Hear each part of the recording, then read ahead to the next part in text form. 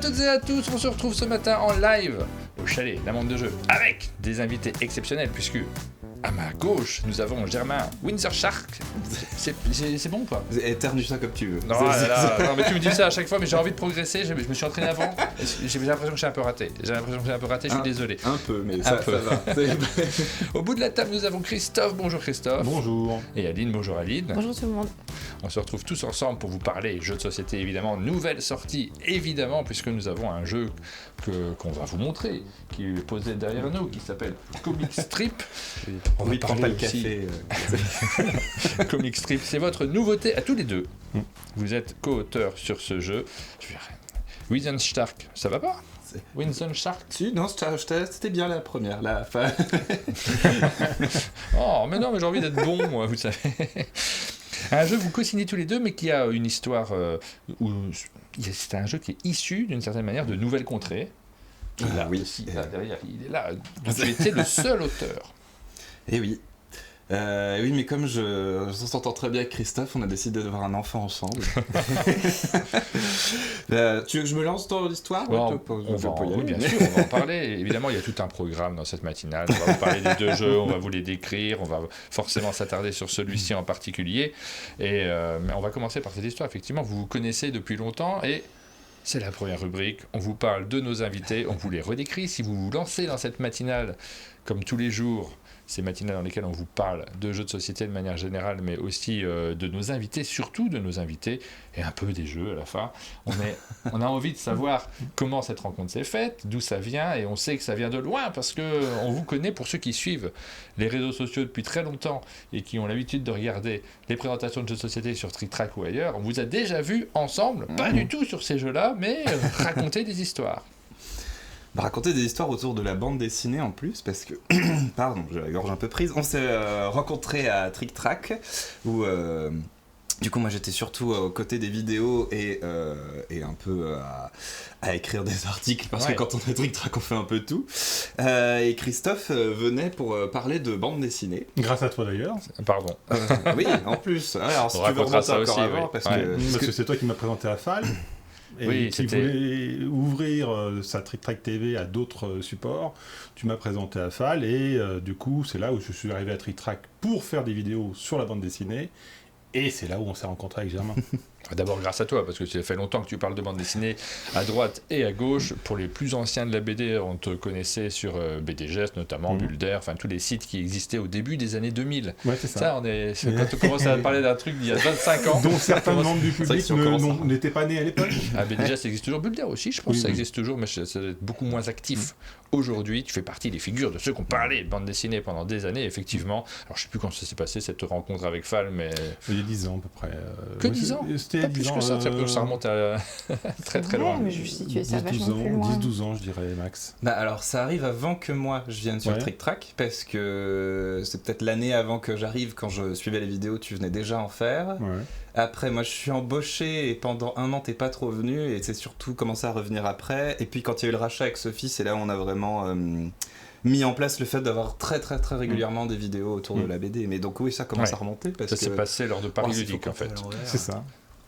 Ça s'est passé lors de Paris Ludique, tout simplement. Il y a eu une rencontre, et puis effectivement, vous avez matché, mais après, vous êtes débrouillé tout seul. Moi, j'y suis pas pour grand chose. Oui, mais c'est les questions de rencontre. Il faut toujours se rappeler comment est-ce que les rencontres se font, etc. Et grâce à qui, etc. Pour moi, c'est très important. Ok, ça. bon. Quel bel entremetteur. Si c'est ça que j'ai fait le plus important dans ma vie, ça m'a pas pris beaucoup de temps. La bonne époque de Trick Track, à l'époque, effectivement, vous vous êtes retrouvés pas mal. Alors, tu es arrivé avant Germain, Christophe? Oui.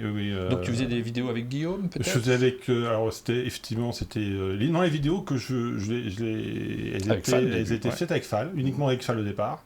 Et puis, effectivement, après, au bout d'un moment, on a commencé à faire avec Guillaume, avec Mops aussi, Mops sur le manga.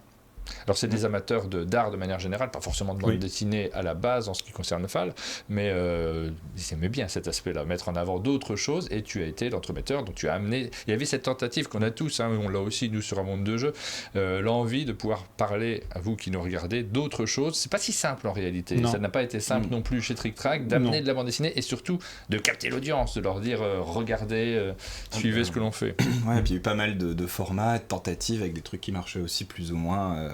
après, un peu comme les jeux, t'as aussi certaines bandes dessinées, on voit qu'elles attirent plus de monde. Bon, là, c'est vraiment, si tu regardes les vues, t'essayes de voir un peu qu'est-ce que Les auteurs aussi, peut-être, non ? Oui, les interviews d'auteurs, il y en a pas mal. Surtout qu'on a fait souvent des grands formats. Je me rappelle notamment de Run pour la sortie de Mutafukaz, où on l'avait fait venir, on l'avait presque toute la journée. Donc là, il y avait une journée de live avec des vidéos derrière, et là, ça avait fait un peu événement. En plus, c'était juste avant la sortie du film, donc il y avait vraiment beaucoup d'actu et beaucoup de trucs à dire. Mais... J'essaie de retrouver une vidéo. Où est-ce qu'on la retrouve ? Sur YouTube, les émissions présentes ? Mais alors, Ah, celle-ci, on ne vous voit pas. Donc, alors, là, c'était Manu Larsenet quand vous l'aviez interviewé. Si tu la lances, je pense que tu vas voir Christophe. Mais sinon, la page, ça, c'est juste un sujet de forum. Si la page Strip Track sur Facebook existe encore, normalement, on avait relayé les vidéos dessus. Mais alors, il y a un problème, c'est que depuis que le site Strip Track a été repris, je sais qu'ils ont remis des vidéos, mais je sais pas si tous les liens sont rétablis. Ils ont tout remis sur YouTube normalement, mais je ne sais pas si les Strip Track aussi sont passés sur YouTube. Peut-être pas, oui. Peut-être qu'ils sont uniquement faits sur les jeux, ça c'est possible. On va retrouver des trucs. Avec mes différents looks, effectivement. Non, j'avais des cheveux. Regardez, hop, on en lance une juste pour voir, pour le plaisir quand même de revoir quelques images de cette grande époque avec le générique de Trick Track qui n'était pas spécialement Strip Track, hein, les poils de Monsieur Fall. Et le Strip Track, le logo est dessiné par Mops. Et Germain, tu avais plus de cheveux, j'ai l'impression, à cette époque-là. Et oui, j'avais encore partout les cheveux de ma mère, maintenant j'ai un peu les cheveux de mon père, et c'est pas pareil. Et Christophe, tu avais plus de barbe. Oui, c'était mon époque tentative de hipster, mais les cheveux. Là, t'es hipster avant les hipsters à cette époque-là. Hein. À cette époque-là, il n'y avait pas forcément de projet de créer des bandes dessinées, des jeux de société, parce que là, on est sur un truc hybride. Il n'y avait pas cette envie-là. C'était juste deux animateurs qui présentaient de la culture à ceux qui regardent, et de la culture pas forcément destinée à ceux qui allaient regarder, parce qu'il y a beaucoup de personnes qui se connectaient sur TikTok pour avoir du jeu de société. On l'a eu aussi. Alors, c'est le paradoxe, hein, c'est que nous, on est sur une chaîne gérée par un dessinateur de BD qui parle de BD depuis 25 ans. Moi, j'ai toujours fait ça, et là, je fais une petite parenthèse jeu de société dans ma carrière, et quand je parle de BD, il y a quand même des gens de temps en temps qui arrivent et qui nous disent moi je viens voir une chaîne de jeux de société, donc arrêtez avec et vraiment l'année dernière on faisait tout le lundi dessus, c'était presque trop en fait pour les gens qui nous suivaient. C'est difficile de mélanger les... Mais c'est quand même aussi deux univers qui sont très perméables. Moi je me rappelle que quand je suis arrivé dans le monde du jeu il y a une douzaine d'années, je connaissais vraiment personne, à part quelques personnes comme toi, etc. Mais je pensais connaître personne, et quand je suis commencé à faire mon premier pari ludique, dans les allées, j'ai passé mon temps à rencontrer des gens que j'avais rencontrés dans le secteur du jeu de société, de la bande dessinée. Ouais. Et en fait, quand on faisait les vidéos sur Trick Track, tu avais le chat en direct, et en fait, on avait plein de gens, tu avais Pierrot, tu as aussi un certain nombre d'auteurs ou de professionnels du jeu qui ont été dans la bande dessinée. Pierrot, il était dans l'atelier notamment, surtout, oui. Voilà, et puis il était coloriste, etc. Tu avais des gens comme Charles Chevalier qui était très impliqué, en tout cas qui était membre de l'association, etc., qui a failli sortir des albums à l'époque, dans les années 90. Donc il y avait quand même cette culture-là qui était, on voyait, il y avait des liens, il y avait beaucoup de liens. Ah, évidemment, c'est les mêmes personnes, mais en fait, il y a des moments, les gens ont besoin de cloisonner leur passion. C'est dingue, ça, en réalité. Peut-être sur les médias. C'est peut-être sur les médias, ils veulent avoir de l'information sur sur cette passion-là. Ça, c'est possible. Moi, je l'ai souvent dit en off. J'ai eu des commentaires de personnes qui me disent, mais un monde de jeu, faut qu'ils parlent de jeu. C'est là qu'ils sont spécialistes. Arrêtez de nous parler de BD, en sachant que moi, je sais que je suis spécialiste de BD et que le jeu, je suis arrivé là un petit peu par hasard, mais par envie, par plaisir. Et en réalité, les gens ont besoin de cloisonner pour eux, sans que ça soit la réalité de ce que nous, on pense. Ce qui est marrant, c'est que c'est le cas qu'il y a une espèce de parallèle qui se fait entre les personnes qui produisent du jeu et les personnes qui produisent de la BD. Quand je dis produit, le mot est pas joli, mais on comprend qu'il y a toute une sphère créative, mais il y a aussi un parallèle dans les deux marchés, en fait, pour l'explosion de la BD qui est aussi très parallèle à l'explosion du jeu de société. Donc c'est aussi un modèle économique qui ressemble. Oui, les modèles sont proches, et puis oui, les courbes, parfois, même quand elles sont inquiétantes, se suivent, avec un peu de décalage. Les courbes du jeu ont suivi les courbes de la BD, également dans la surproduction. On n'espère pas trop la chute, mais bon.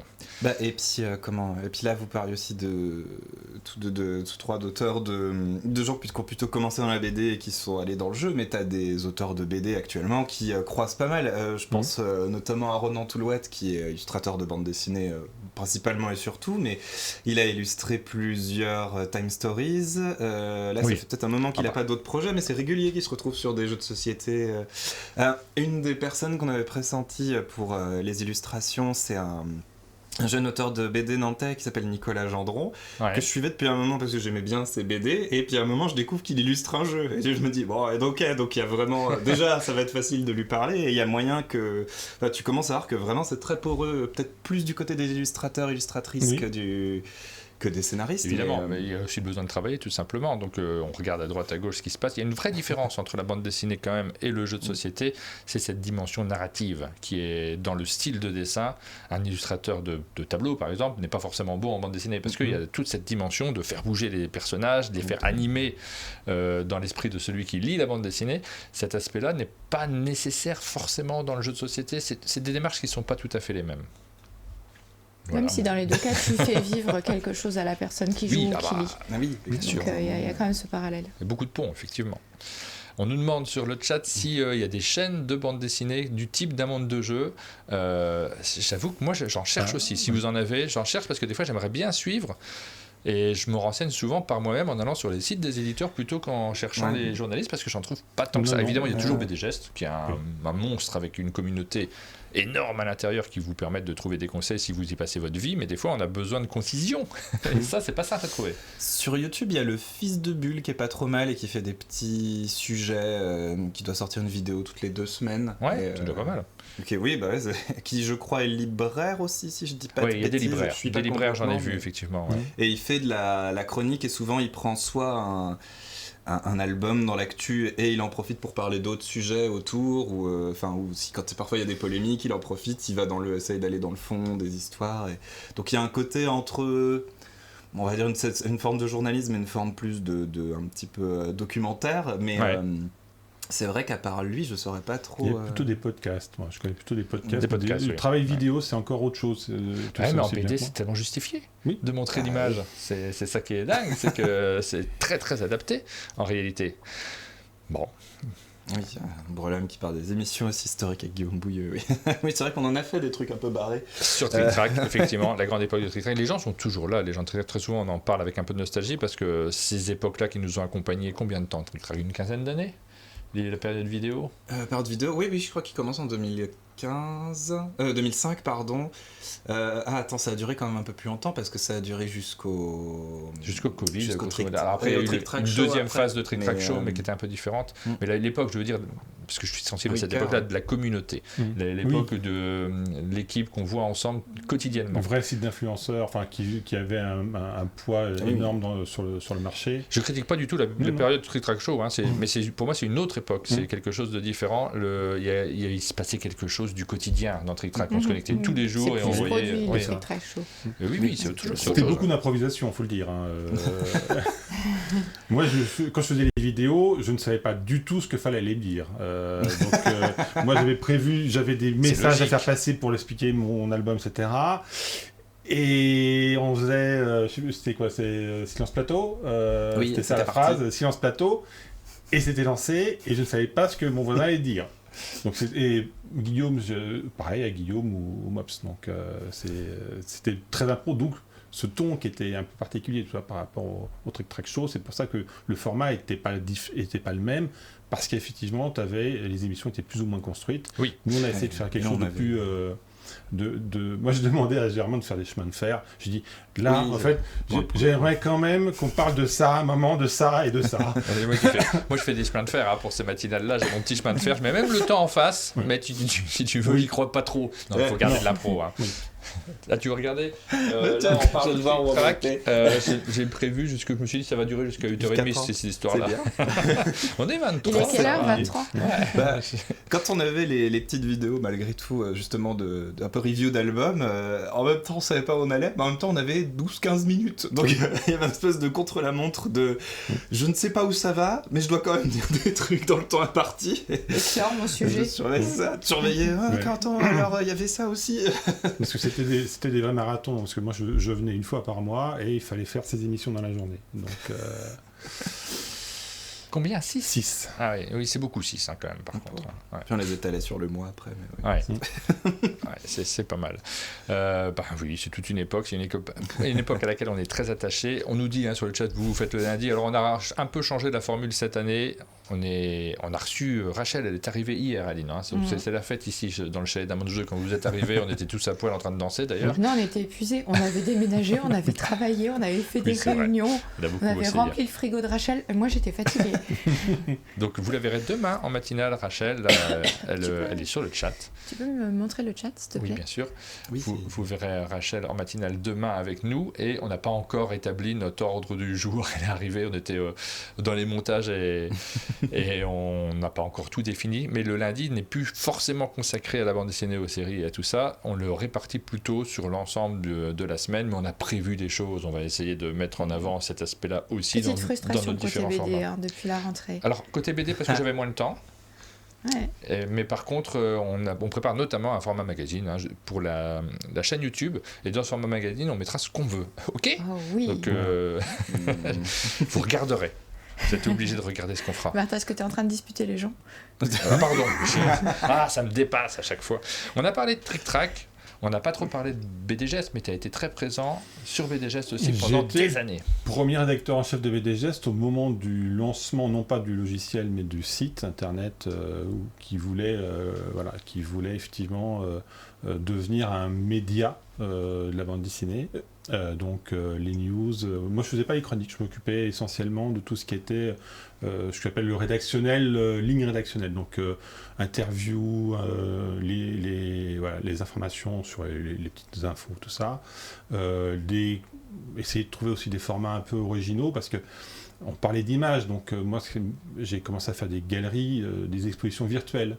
Avec parfois des images qui n'étaient jamais publiées ni rien. Je demandais à des auteurs. Ouais. C'était des longs entretiens, trop longs, mais beaucoup trop longs, où en plus j'essayais de garder le plus possible le verbatim de l'auteur, ce qui a choqué entre Emmanuel Lepage, parce que tu gardes toutes mes phrases mal les gens ils voulaient que tu fasses un petit effet cosmétique sur leur façon de parler. Ouais. Moi je le fais, je le fais plus d'écrit, mais je le faisais. J'aimais bien changer quand même, parce que c'est des démarches qui sont différentes. Quand tu écris, tu reprends toujours un peu le phrasé pour garder le même sens, mais voilà, il faut quelque chose de beaucoup plus lisible. Et pour Emmanuel, j'avais voulu faire un truc vraiment texto quasiment. Et ça avait choqué, sauf que il en a reparlé à des proches qui ont dit, mais en fait, quand on a lu l'interview, on entendait ta voix.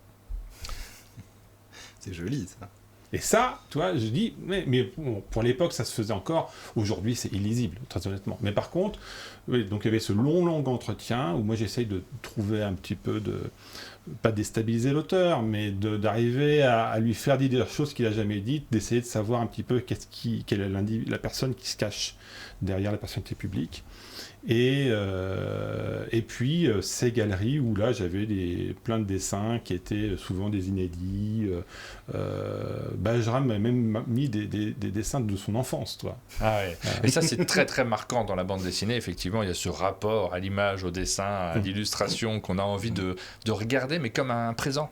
Quand tu vois une illustration originale, notamment pour les originaux, mais même des croquis, des choses, des travaux préparatoires, quand tu les vois, tu as l'impression qu'on t'a offert un petit cadeau. Et on allait chercher ça sur les forums. C'est ce qu'on essaye de faire, nous, sur un monde de jeu. Je me jette pas des fleurs, mais on essaye de le faire au maximum, de vous partager aussi des petits éléments, des dessous des cartes, les discussions qu'on peut avoir avec les acteurs, parce que je pense que c'est essentiel et on savoure les choses différemment. Derrière, effectivement, tu as juste la lecture pour la bande dessinée, la partie pour le jeu de société, mais savoir ce qui s'est passé en coulisses et comment les choses ont été créées, ça nous apporte un plaisir qui est quand même important. Et avoir quelques carnets d'auteurs ou d'illustrateurs, d'illustratrices, c'est intéressant aussi. On essaye vraiment de l'avoir le plus possible. Il y a des illustrateurs et des illustratrices qui jouent vraiment le jeu, qui amènent plein de choses. Et c'est sympa de voir toutes les étapes qui ont précédé la publication du jeu et de sa couverture ou de son matériel. J'aurais peut-être pu amener un proto parce que c'est rigolo aussi, je pense, de voir. J'aurais su que je venais chez un monde de jeu. Non, mais qu'il y avait moyen de montrer. Parce qu'en plus, on a eu des. Oui, il y a vraiment un cœur qui a jamais vraiment bougé. Et par contre, autour, il y a tellement, notamment sur les petits jetons qu'on pose dans le jeu, on manipule des petits éléments. Et il y a eu tellement de versions. Il y a eu un moment, une version où on gagnait des éléments dorés avec des formes. On avait taillé des trucs dans tous les sens. Et, oui, il y a eu un paquet de versions sur ça. C'est assez rigolo de voir par quoi est-ce qu'on est passé.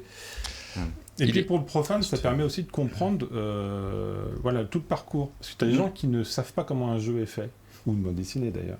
Et du coup, ils s'intéressent à ça aussi. Et moi, je le vois dans les discussions, dans les échanges que je peux faire en festival, quand j'anime des rencontres là, dans la bande dessinée. En fait, c'est ça, c'est cette appétence d'un public qui est vraiment, c'est pas automatiquement des fans, des spécialistes de bande dessinée, etc. C'est aussi des gens qui sont du public lambda, qui consomment du jeu ou de la bande dessinée de façon totalement, je dirais, normale, si on part du principe que nous, qui sommes des passionnés, avons un comportement peut-être un peu anormal vis-à-vis du médium, mais effectivement, ils s'intéressent aussi aux origines, surtout quand ils ont aimé quelque chose, en fait, ça vient d'où ? On se pose toujours la question. Les films, on adore tous regarder les bonus. Les making-of. Ouais, bah oui. Oui, et puis bon, on le dit souvent, l'attente, elle compte aussi dans le plaisir de jeu. Attendre quelque chose, compter les jours avant que ça arrive, ça fait partie de... Bah oui, ça fait partie de notre plaisir. On va peut-être vous parler, il est 8h30, hein, 8h30, c'est mon planning. Ah bah 8h30, parler des jeux. Ah, c'est bon, on va parler des jeux. Un petit mot sur l'application, puisque je vois sur le chat que certains se sont connectés à l'application Un Monde de Jeu, on n'en aura pas besoin ce matin, mais Johan a bien travaillé quand même, donc je vous montre l'application, il a rajouté un espace dans lequel on pourra communiquer avec vous notamment, donc là j'ai mis des bannières qui ne servent pas à grand chose, hein, juste pour dire, tiens, Tech Time et Tag Team sont sortis, ou vont sortir, pour Tech Time c'est demain. En ce moment on fait des vidéos sur Wolf Day 4 Days dans les matinales, et Rachel sera en matinale demain au chalet. On a mis 3 petites bannières qui tournent, mais on vous mettra aussi des messages dans cet espace-là, notamment sur qui a gagné lors des tombolas, ce genre de choses. Bravo à Johan, ça c'était pour le petit mot de ceux qui se connectent à notre application.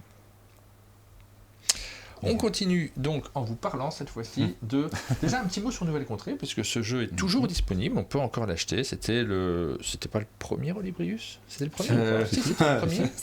Ça dépend. Ça dépend. Ça dépend à partir duquel tu commences à compter. Il y a un premier Olibrius qui est un peu un test de David, l'éditeur, et puis que finalement c'est pas ça qu'il voulait faire. Du coup, il y a un nouveau premier Olibrius. Tu parles duquel ? Qui fait disparaître celui d'avant. C'est un jeu qui s'appelait Murder and Friends, et c'était plus ou moins pour créer des murder parties avec des scénarios préconstruits, mais un peu... tout fait. Oui, on l'a pas vu beaucoup, nous, en tout cas.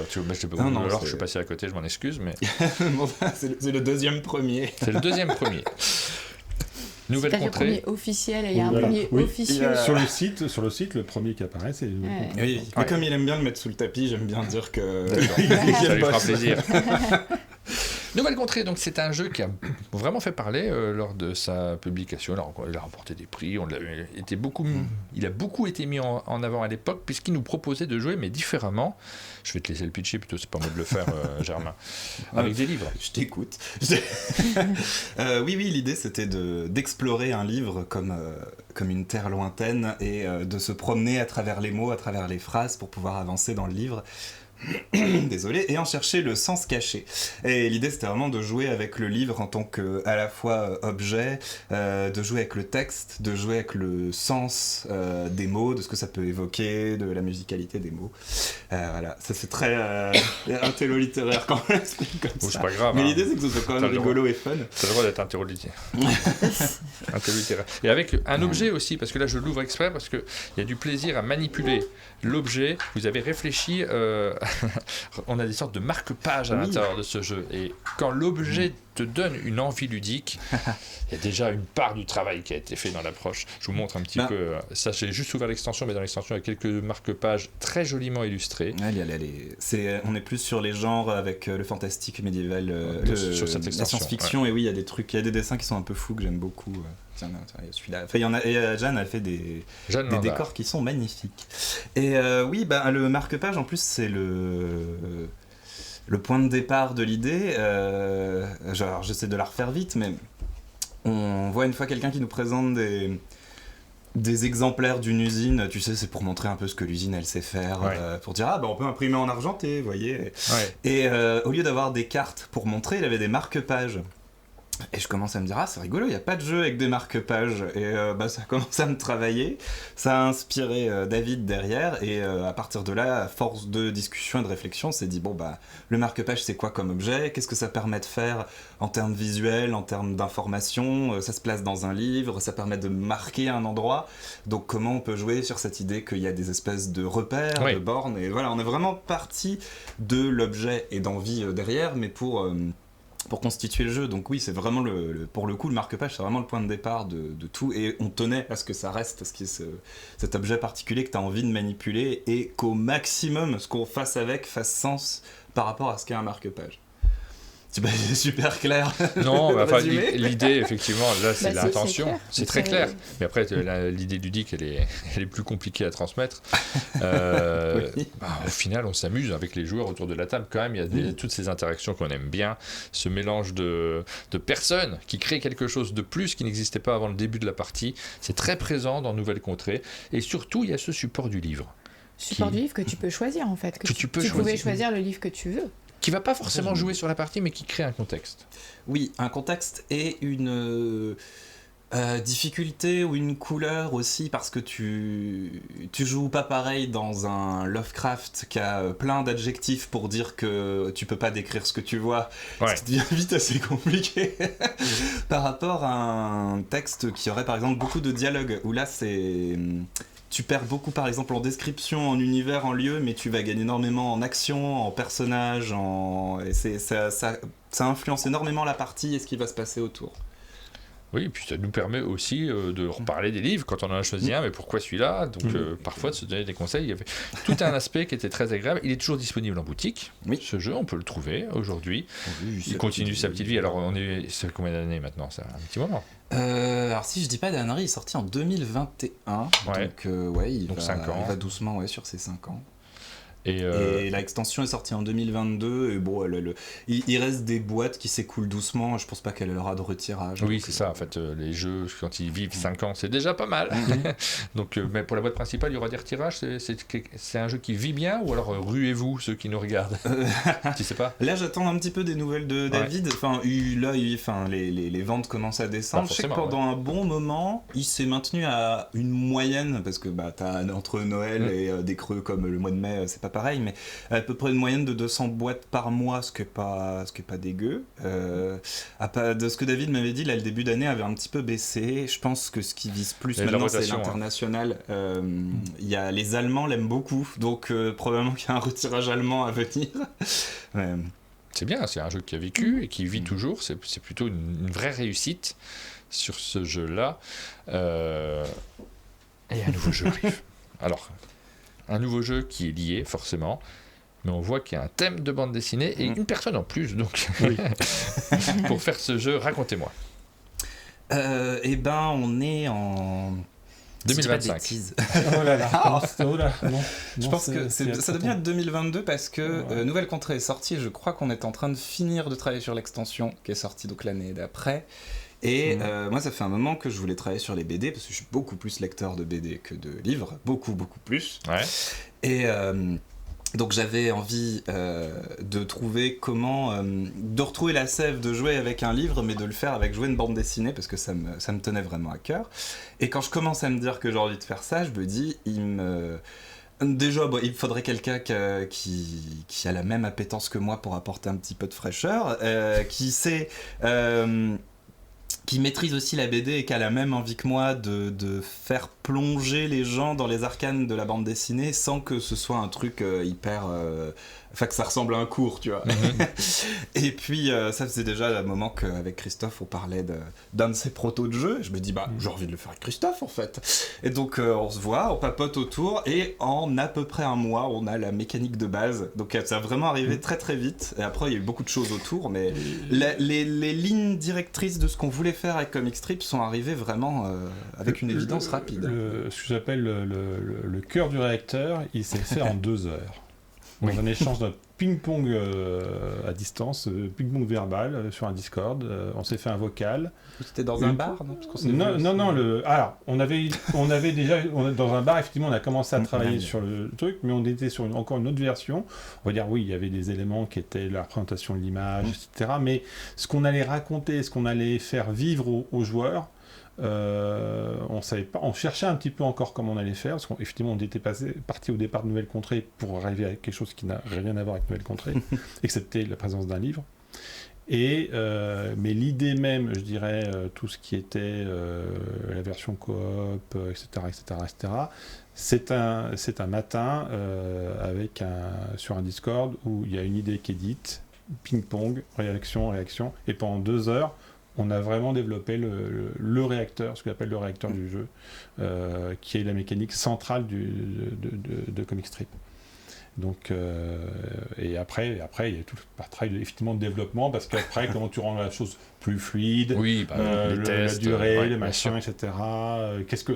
Quelle histoire on raconte aux joueurs, quel est l'or qu'on leur donne, quel est l'objectif qu'on essaye. Parce que t'as certains joueurs, ils veulent jouer. En fait, c'est ça aussi qu'il faut jouer sur les différentes comportements de joueurs. T'as certains joueurs qui vont s'intéresser à l'expérience ludique, et t'as certains, il faut qu'ils aient quand même une cible, un objectif, quelque chose à atteindre.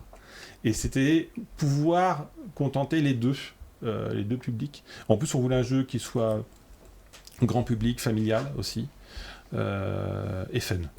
Ça rit. Du coup, on fait quoi c'est ce que j'allais dire. Parce que là, on est en train de... Mais les gens, ils savent pas. Ouais, moi je veux un pitch intelligible. Attention, le défi est lancé. Je sais pas lequel Battle de pitch. Dans Comic Strip, nous sommes des journalistes envoyés dans une bande dessinée. Il va falloir qu'on fasse notre reportage, qu'on explore cette BD pour pouvoir en retirer un petit article. Et l'exploration, ça se passe comment ? On est envoyés tous répartis dans une page, chacun dans une case pour essayer de l'explorer, comprendre ce qu'il y a dedans.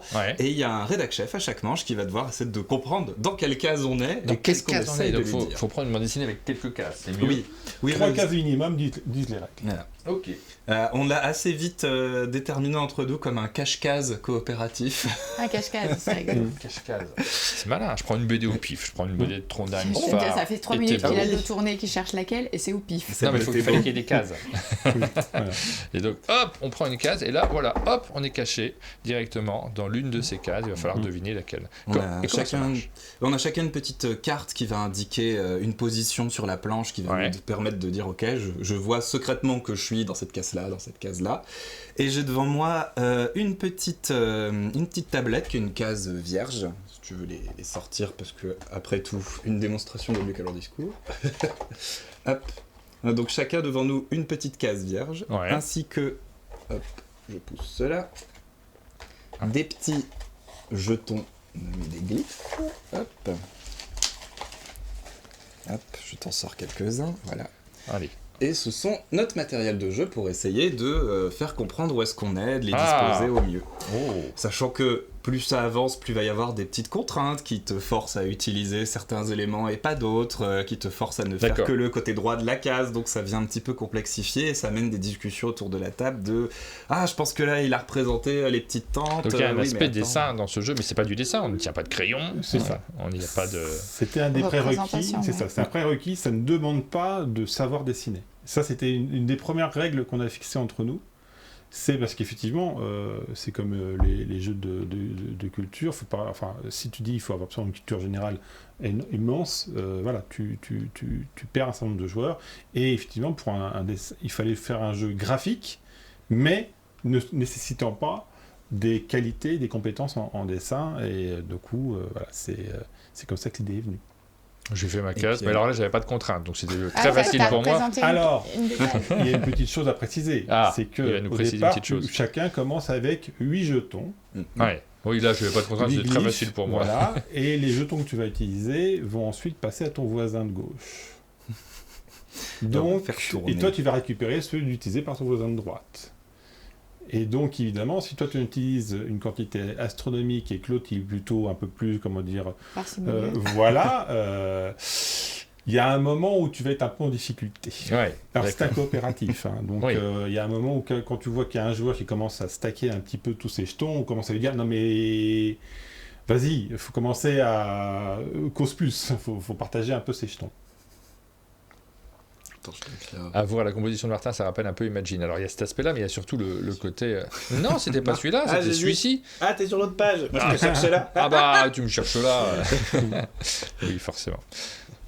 Oui, effectivement, le côté, on va dire le rapport avec Imagine, effectivement. Et, Mais ça, c'est sur la mécanique de je vais représenter quelque chose pour faire découvrir. Mais derrière, vous avez le bouquin, donc vous Oui. avez le livre, vous avez le fait de tourner les pages et puis de jouer. T'as un vrai plaisir pour la personne qui sort sa BD, de la montrer Bah oui. aux autres. C'est vraiment, dans l'expérience de jeu, on voit que ça fait vraiment quelque chose d'être un peu tout fier de présenter ta BD aux gens autour de la table. Et puis t'as aussi cet effet de découvrir avec un espèce d'effet, comment je pourrais dire ça, un peu bande-annonce. Tu vois quelques pages, tu vois les pages qui tournent, tu as le temps de t'attarder sur une page précisément parce que tu vas commencer à regarder vraiment les dessins pour composer le tien, pour comprendre ceux des autres. Et donc tu t'attardes vraiment sur des détails de dessin. Et ça, on voit que ça suscite aussi le côté faire découvrir des BD et avoir envie d'en lire qui était déjà là dans Nouvelle Contrée avec les livres, mais qu'on voulait vraiment garder. Et on voit qu'il y a, il y a un truc encore plus... je sais pas si tactile est le bon terme, parce que comme là la BD elle est vraiment à plat, que tout le monde est autour, il y a un truc de partage qui est encore plus présent. On est vraiment dessus, on la manipule, on la regarde, on est beaucoup en interaction avec, et ce pour tout le monde autour de la table, et ça a un vrai impact sur la partie et sur les gens. Matt Totoro nous parle de Comic Strip, qui est un autre jeu, mais qui n'est pas sorti, celui-là, qui est en développement et qui est loin de sortir pour l'instant. Les noms des jeux en développement peuvent changer. C'est pas effectivement le même jeu.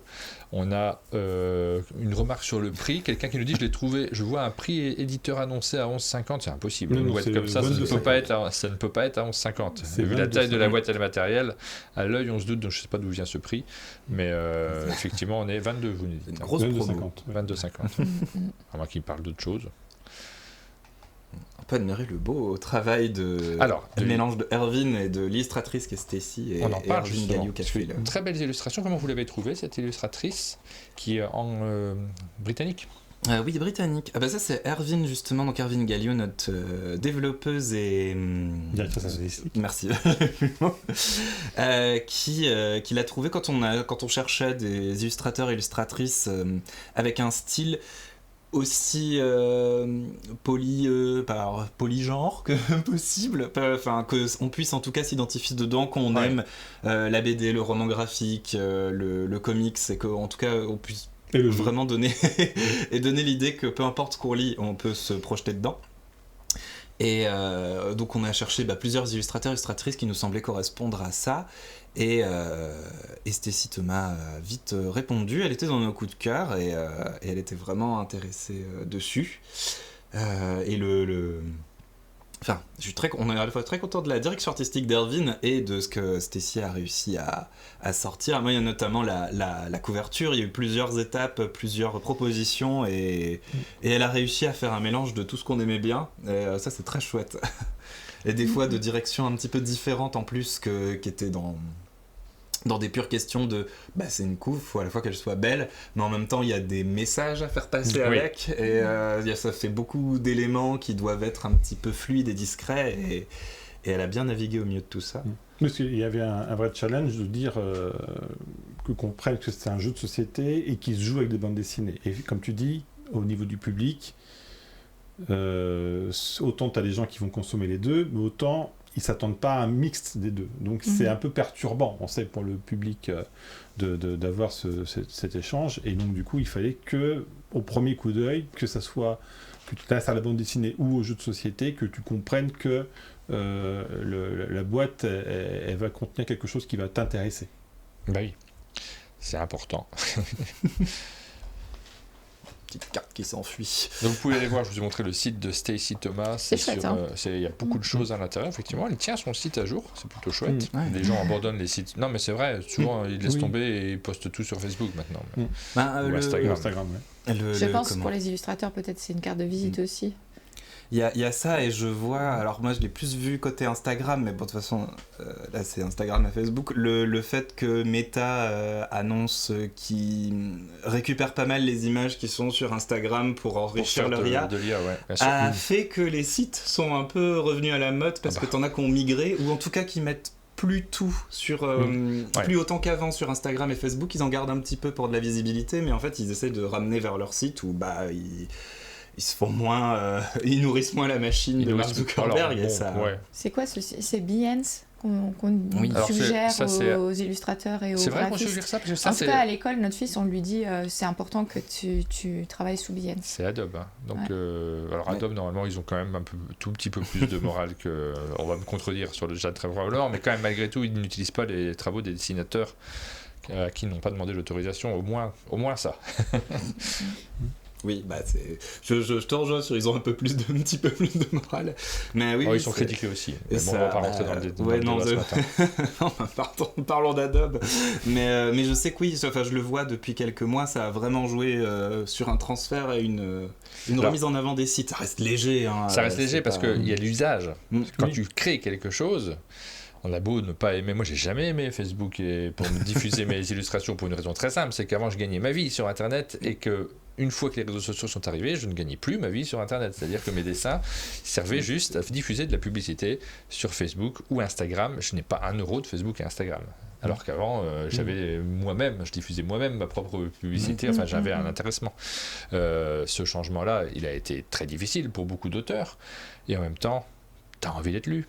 Donc au bout d'un moment, tu renonces en disant je veux montrer mes dessins à moi, c'est pas possible. Sans compter la réutilisation de tes illustrations par des personnes dont tu ne partages pas du tout les idées et qui vont utiliser une illustration pour... Ouais, mais ça, c'est encore autre- pour Ça leur existait déjà avant. Hein. Pour Ouais. moi, je voyais mes dessins en politique repris dans des parties qui ne me correspondaient pas. texte. D'accord. Ça, c'est pas nouveau. Ça existe depuis longtemps. Bon, ça, c'est tous des autres débats. Je vous parle de Pixelfeld ou Fed. Ou Fed Ça, c'est Feld. Amic qui nous cite un autre site, effectivement. On va vous parler un petit peu aussi de votre actu en dehors de ce jeu. Ce jeu-là, il sort très rapidement. Il arrive. C'est quand qu'il est disponible en boutique ? Normalement, la date officielle, c'est la semaine passée, vendredi prochain, le 10. Oh là là, c'est bien vite. Hein. Mais Asmodée. Donc c'est autour du 10. Oh, ils doivent savoir à peu près là quand même. Est-ce que les jeux sont arrivés dans les studios, dans les entrepôts ? Aucune idée. Personnellement, on n'en a pas la moindre information. Je sais qu'il arrive, c'est déjà Voilà. bien. C'est ça. Ouais. On va regarder les infos. J'ai pas vérifié Ça avant. compte en dodo dans le chat. Bah oui. Mais je sais qu'en plus On Asmodée, a là, c'est ce déjà qu'il nous reçu disait. les jeux, donc Ah, je mais- pense que c'est bien pour la Ah semaine bah, prochaine. alors ça s'ils ont arrive, reçu ouais. les jeux, il n'y a pas tellement de raisons que les boutiques Ouais. les gardent ne dans le mettent que pas. vous faites comment dans ce cas-là, Cathy ? Est-ce que vous gardez vos jeux jusqu'à l'autorisation d'Asmodée de les sortir en boutique ou alors demain il y est ? Moi, d'où j'en étais à Vichy, c'était que normalement il sort le 10, que s'ils le reçoivent avant, ils peuvent se permettre de le sortir avant, notamment parce que alors, c'est Novalis, mais bon, Novalis Asmodée, c'est les mêmes Oui, bien entrepôts. C'est que globalement leur mois d'octobre, c'est on a des sorties là, après on a une vague de TCG, on va se concentrer là-dessus, et puis bah après on a Essonne, donc Oui, tout ce qu'on peut sortir avant, c'est fait. Eh ben, alors je vous informe Donc, qu'il est sorti, il sort demain. Ah bah Je donc vous informe. c'est officiel. Pour une raison simple, c'est que sur les sites de vente en ligne, il est marqué en stock. Donc vous pouvez l'acheter. Ah, À partir du moment où vous ok. pouvez l'acheter, c'est que le jeu est sorti. Oh, on vous a pas Ah fait oui. voter sur ce jeu, c'est une catastrophe, mesdames et messieurs. Et qu'est-ce que je fais ? Est-ce que je réagis dans la foulée ? Est-ce que je peux le faire ici ? Je suis même pas sûr. Oui. Je peux le faire. Non, parce que c'est important en fait. Nous, on fait nos stats du jeu le plus attendu de la semaine. Aline, si tu peux m'attraper mon iPad, est-ce qu'il n'est pas posé là juste à côté ? Non, peut-être pas. Et C'est- c'est important. Merci beaucoup, Aline. je vais vous demander votre actualité en dehors de ce jeu, donc l'actualité extrêmement fraîche, puisque c'est là tout de suite, et je vais vous envoyer le petit lien pour ceux qui nous suivent quotidiennement, qu'on puisse avoir notre stat de la semaine. Il sort aujourd'hui, c'est comme ça, enfin demain. Oui, demain. Donc, oui, c'est demain. vous allez pouvoir voter, mais est-ce que vous avez d'autres actualités à part ça? Qu'est-ce que tu fais, Christophe? En ce moment, j'attendais avant tout. Je t'avoue, moi j'ai eu du mal à travailler sur plusieurs projets en même temps, donc je vais pouvoir après travailler sur d'autres projets.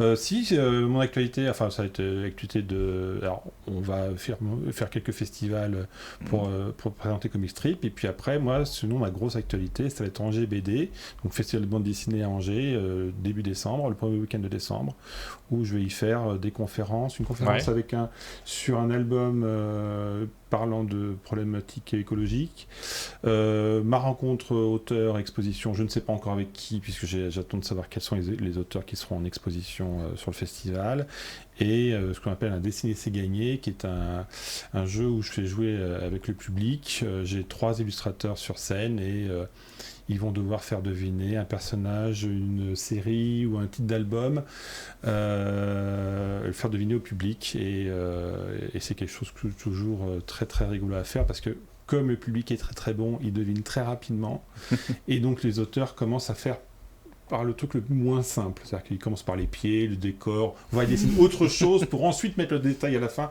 parce qu'ils en ont marre que les gens trouvent au bout de 10 secondes. Donc, et donc c'est une activité toujours très amusante. Voilà, donc ça c'est mon activité, on va dire, la plus proche, c'est décembre. Voilà pour l'activité de Christophe, et puis toi? Je vais essayer de faire vite. Tu nous as dit hier, je vais venir au chalet tout le temps. Donc on doute qu'il y a plein de trucs. Moi je suis pas au L'année courant prochaine, de je vais tout. être beaucoup là. Parce que j'ai des jeux qui ont été faits dans des temps rapides et sortent dans les temps qu'on avait signés, et des jeux qui ont été signés il y a longtemps, voire très longtemps, voire très très longtemps, et qui sortent enfin l'année prochaine. Donc j'ai un peu une bousculade de sortie. C'est ton année, quoi. Par rapport à d'autres années où j'ai presque rien qui est arrivé. Là j'ai encore au début de l'été, avant Comic Strip, j'ai eu un scénar unlock que j'ai fait avec une de mes amies co-scénaristes, qui là vit bien de sa petite vie aussi, où je dis quand même parce que là il est quand même vraiment sorti, donc je peux un peu plus en parler, et qui est sur une histoire d'amour entre un poisson et un oiseau. Où notre vrai point de départ, c'était de se dire Unlock ils cherchent des histoires qu'ils ont jamais faites, c'était vraiment la demande, donc on leur a dit on va vous faire une comédie romantique parce que vous en avez pas beaucoup. Et au début ils nous ont dit non, on a dit nous on trouve que c'est bien quand même, donc on va le faire quand même. Et quand on leur a donné, ils ont dit ok oui non, le scénario est bien, on va l'éditer. Et il est très magnifiquement illustré par Crocotam, qui illustre un milliard de choses en ce moment. Donc là j'ai eu ça, il est quand même encore vraiment là parce qu'il est sorti en juin, donc c'est encore récent. Sur l'année prochaine, j'ai un jeu avec la mécanique de fil rouge qui va sortir chez Lumberjack. J'ai un autre jeu dont je sais pas si je peux encore bien parler, mais qui sort en fin d'année chez Lumberjack aussi, qui est une bizarrerie. Mais on va bientôt se revoir normalement pour en causer. On le connaît, il est extraordinaire ce jeu-là. On l'attend avec beaucoup d'impatience. Ça fait partie des jeux qu'on a dans le radar. Je commence à avoir pas mal de gens qui en parlent alors que il n'est pas fini. Attendez. Non, j'attends pas. Je veux jouer. J'ai travaillé sur un jeu narratif dans l'univers de Concept. Je pense que je peux y commencer à en parler. Ils l'ont déjà montré chez Repos Prod. Ils vont vraiment le montrer là à Essen. Alors c'est pour novembre de l'année prochaine, mais du coup ça commence vraiment à approcher. Où c'est vraiment la mécanique de Concept, mais pour raconter des histoires. J'y ai joué, je dois dire. C'est extraordinaire. Ah là là, c'est un bon auteur en fait, ce Germain. Peut-être qu'il va vivre du jeu au bout d'un moment. On y a joué à Valmini, je l'explique. Mais ouais, Tu vis que du jeu, t'arrives à... ça suffit? Alors depuis que j'ai quitté Trick Track, je vis à 90% du jeu. Les 10% qui restent, c'est des trucs plus étonnants comme vendre de la peinture. Je suis peur. Faire les trottoirs. Non, ça va, du calme. Et j'ai eu peur. Je me lance maintenant. Mais non, il vend ses peintures sur le trottoir. Il se vend sur le trottoir la nuit. Je donne des je donne de temps en temps des cours de scénario, de jeux de société, mais c'est des petites choses, des pouillèmes sur le côté. Là, mon gros changement, qui est quelque chose que je voulais faire depuis un moment et qui commence à s'enclencher, c'est que je deviens scénariste de bande dessinée. Et ça me plaît bien. Alors, j'avance doucement parce qu'il y en a un, c'est comment dire ça, ils appellent ça un fanzine, mais c'est un fanzine qualité et épaisseur métal hurlant, donc je n'appelle plus ça un fanzine. C'est vraiment quand même un truc bien édité, fait par les éditions Contrôle Zèbre, qui font à la fois des BD et des jeux de société. Donc là j'en ai un dans le prochain qui sort en 2026, mais pour l'instant la date est assez floue. Avec une des personnes, un des illustrateurs de Contrôle Zèbre, on est aussi en train de travailler un dossier sur une BD. Je m'avance pas plus que ça parce que le contrat est pas signé, même si on a un éditeur qui est très très très très chaud. Mais bon, tu vois, tant que c'est pas officiel, disons que les feux sont très au vert, mais bon, voilà, il peut encore se passer des choses, il n'y a pas de date sur ces projets-là, donc j'y vais avec parcimonie, mais ça devient quand même quelque chose qui rentre aussi dans mon travail de tous les jours, dans mon quotidien, donc oui. Et... si j'ai un jeu qui normalement sort l'année prochaine chez Don't Panic, illustré par Maud Chalmel. On est en train de terminer les illustrations en ce moment. Enfin, c'est elle qui les fait, mais comme je suis beaucoup en discussion avec elle parce qu'il y a tout un bazar entre l'illu et l'ergo, et donc il faut que tout est au millipoil de fesses pour être sûr que ça reste lisible, mais qu'on puisse quand même s'amuser dans l'illustration, et qui devrait sortir l'an prochain, qui est un jeu de backbuilding avec des meeples. Pas de date non plus, mais enfin le fait que normalement dans un mois l'illustration et les règles sont terminées me font dire qu'il devrait sortir l'année prochaine, qui sera donc une autre occasion, qui est un truc sur lequel je suis depuis 2016. Oui. Donc là c'est vraiment un jeu qui a pris son temps pour arriver, mais qui va enfin être là.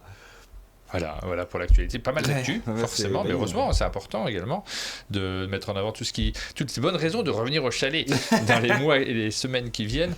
On vous montre... On a noté que tu allais revenir pour ce jeu. Ah oui, non, mais ça, je suis sûr, on va te revoir. C'est vrai qu'on t'avait reçu, c'était pour le jeu que tu avais fait... C'était lequel pour Tell Me More, c'était l'année Valérie Fourcade, c'est ça? Oui, c'est ça. Fourcade et Alain Rivollet. Feu à la Rivollet, mais par rebond via Gaëtan Bojano. Et oui, l'an dernier c'est vraiment, il y a eu ça et le scénario du chat Schrödinger, où c'était vraiment les petites sorties où je suis juste scénariste. Mais c'est important aussi.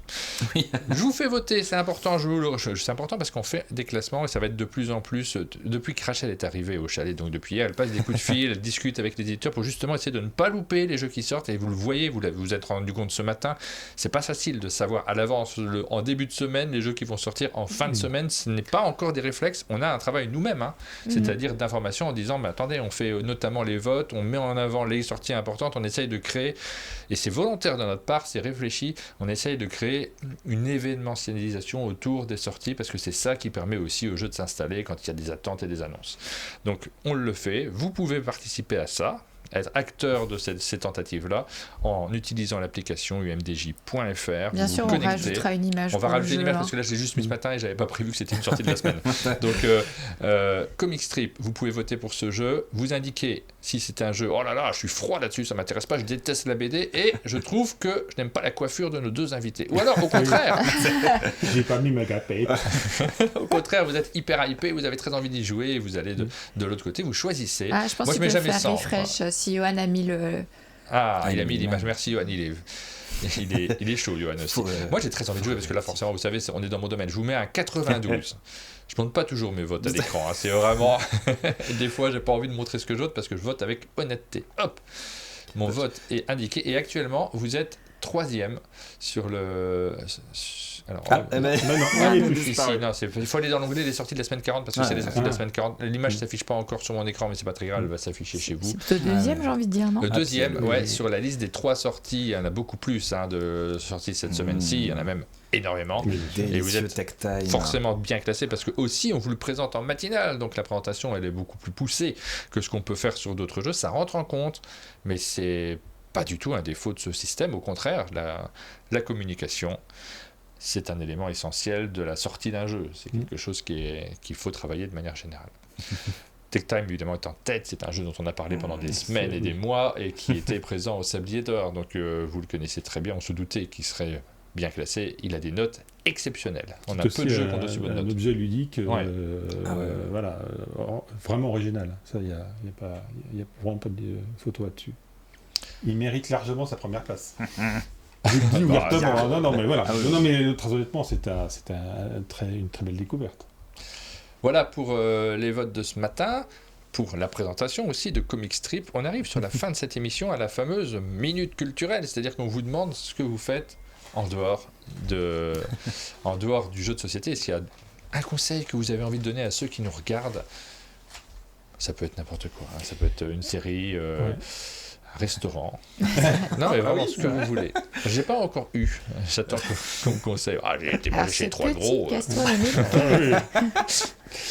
Moi, mon dernier coup de cœur récent, c'est Slow Horses, une série anglaise autour de l'espionnage, mais pas du tout à la James Bond, plutôt à l'anti-James Bond. Ah, je pensais que c'était un truc hippique sur des chevaux qui avançaient pas très vite. Mais alors en fait, Slow Horses, parce que moi je regarde en VO sous-titré et je suis pas non plus un grand maître de l'anglais, Ouais. mais c'est un peu, d'après ce que j'ai pu comprendre, l'expression utilisée pour parler des gens qui sont un peu des veaux, quoi. Ce que nous on appelle des veaux, c'est des gens qui sont un peu, c'est des gens qui sont placards. C'est pour moi peut-être un des meilleurs rôles de Gary Oldman. Oui. Qui est méconnaissable et c'est pas le personnage, enfin c'est un des personnages importants, c'est une très très bonne écriture, c'est contemporain, ça, juste pour pitcher, c'est l'équipe Slow Horses, c'est les gens qui sont foutus au placard dans les services secrets anglais et dirigé par ce qu'on pense être un personnage qui est complètement désabusé, il se lave pas, voilà, c'est joué par Gary Oldman qui fait ce chef de service, et donc ça parle aussi un peu la politique anglaise aujourd'hui, les relations internationales contemporaines, voilà, et l'espionnage.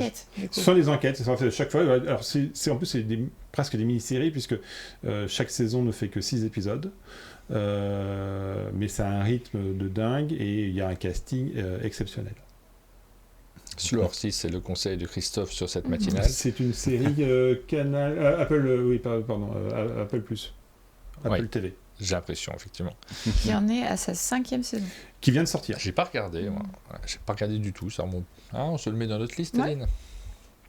Germain, est-ce que tu as des idées de trucs à conseiller ou comme les gens s'y attendent, toi tu n'as rien lu, rien vu, rien regardé. Déjà, il travaille tout le temps. Depuis qu'on sait que tu vis à 80%. Dans une cave. Moi, j'attends avec impatience l'appel en saison 3 d'une série qui est sur Blast qui s'appelle L'Empire n'a jamais pris fin. Et j'ai dévoré les premiers. C'est une série de vidéos menée par Paco Mtielman, ça s'écoute aussi en podcast et ça se lit puisque la première saison est sortie en livre et la deuxième devrait bientôt sortir en livre et là la troisième et dernière va sortir. C'est Paco Mtielman se propose de revisiter 2000 ans de l'histoire de France, Ouais. mais sous son point de vue à lui qui est il n'est pas historien, il le dit lui-même, il part des textes écrits par les gens de différentes époques. Ouais. Et il essaye de revisiter le roman national français.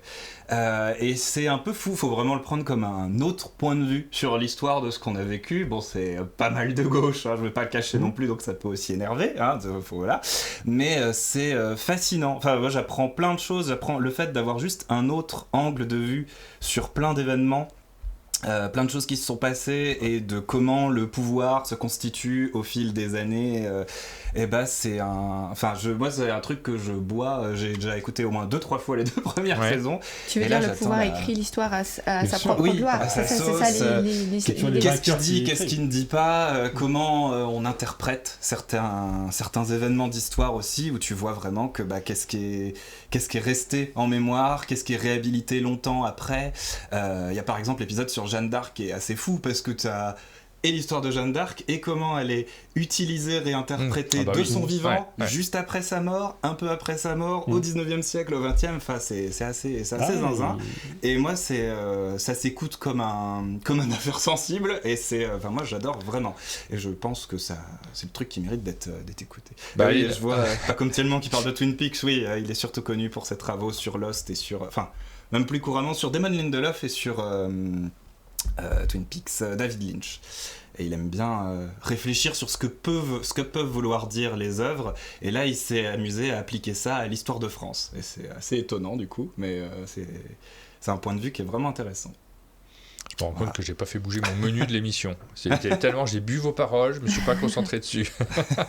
Et personne me l'a rappelé. Merci les gens sur le chat. Décidément, cette matinale, j'ai Martin, décidé il a pris sa grosse voix. Ouais, j'ai ma grosse voix. Attention. Énervé. On écoute L'Empire n'a jamais pris fin, Aline, en regardant la série en même temps. Alors, on peut faire les deux, mais séparément, ce serait mieux. Il y a tellement de choses qu'on nous conseille, comment on fait? Fou. Ça va être compliqué tout ça. Mais on a un trajet à faire, peut-être on se le mettrait en voiture, ça serait pas mal. C'est bien ça aussi. On va tenter le coup, ça me tente énormément également. Merci beaucoup pour vos conseils. Plein de choses, voilà. On ressort de ces émissions à chaque fois en disant mince, j'ai un jeu à jouer, une série à regarder, un podcast à écouter. Un jeu à jouer, ça va se régler facilement aujourd'hui. Ça va se régler facilement, ouais. Merci beaucoup pour ces présentations, pour ces conseils et puis pour cette découverte de Comic Strip. On rappelle que le jeu sort demain. J'espère que vous étiez prêts. Vous pouvez... Non, mais c'est bien, vous pouvez directement aller dans vos boutiques. Je suis pas sûr de sortir la vidéo demain, si tu veux. Non, il aurait fallu la tourner en live, presque. Ouais, il aurait fallu la tourner en live. Non, mais de toute façon, voilà, les gens ont le temps aussi quand même d'aller dans leur boutique, etc. Quand même. Oui. Et puis maintenant, il est là. Il sort là aussi pour être là pour Noël. Mais tu me tentes, Aline, de tourner en live.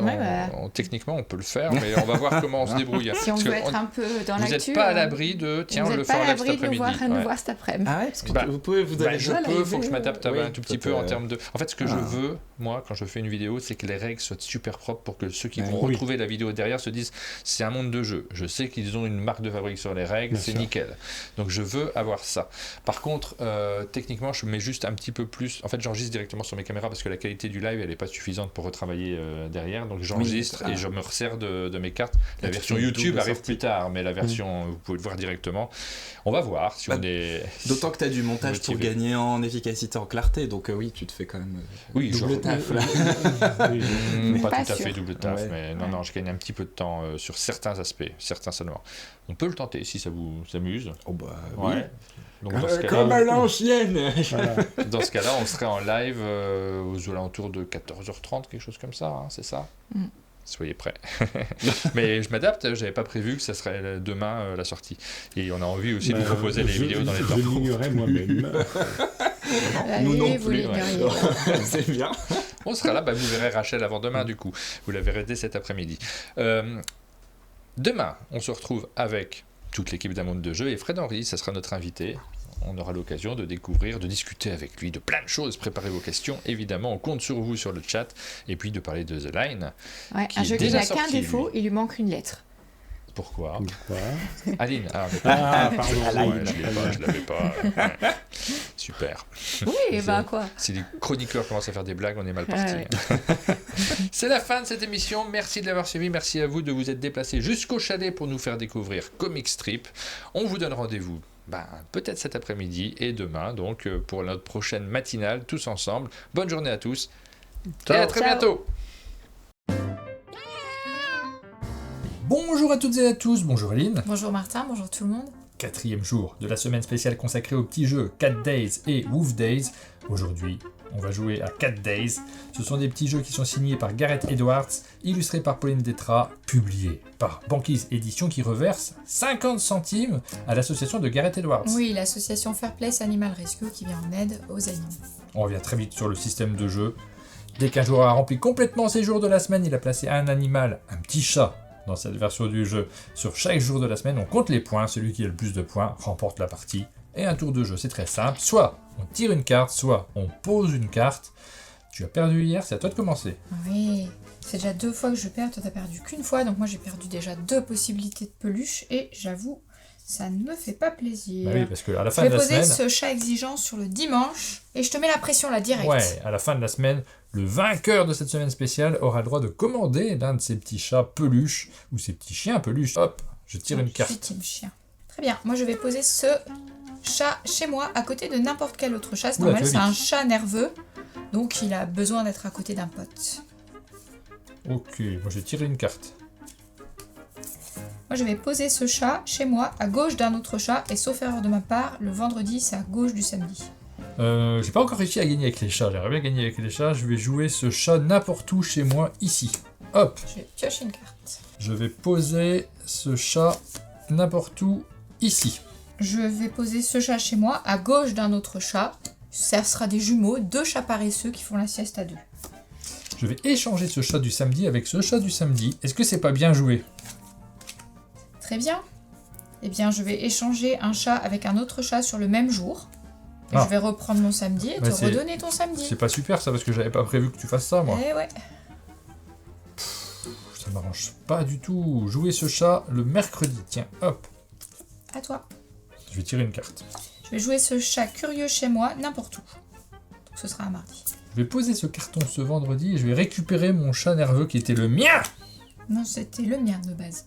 Il est dans ce carton. Je vais jouer ce chat chez moi entre 2 jours, occupé déjà par des chats. Je vais poser ce chat le lundi. Je vais poser ce chat bondissant chez moi à droite d'un autre chat. Il est à droite du chat curieux. Non, ça marche pas. Je vais poser ce chat ici. Il me fait défausser une carte chat adjacente. Je vais piocher une carte. C'est un chat sauvage. Je vais poser ce chat joueur entre 2 jours occupés par des chats. Attention, on a tous les deux à une carte de finir. Ok. Je vais jouer ce chat sur n'importe quel chat, mais pas dans une journée qui comporte un arbre à chat. Wow! Je pioche une carte. À toi. Moi, je joue le pointeur laser et je vais défausser n'importe quel chat et je vais Wow. défausser ton 6. Ça m'arrange pas du tout. Bah non. Et je pioche une carte. Et je pioche une carte aussi. J'ai pas ce qu'il faut, donc je vais repiocher une carte.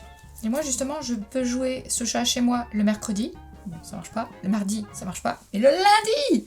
Ah, mais est-ce que tu gagnes? Parce que moi j'ai quand même 5, 6, 7, 8. Toi t'as 5, 6, 7, 8, 9. Ok. Et Donc j'ai perdu. C'est moi qui vais devoir défausser une de mes petites peluches. Ah, mais je les aime bien, celles que j'avais gardées. ouais. On va laisser quand même la marque anglaise et la marque française. Je vais enlever le Hadada. Je garde Pamplemousse et le Jellicat.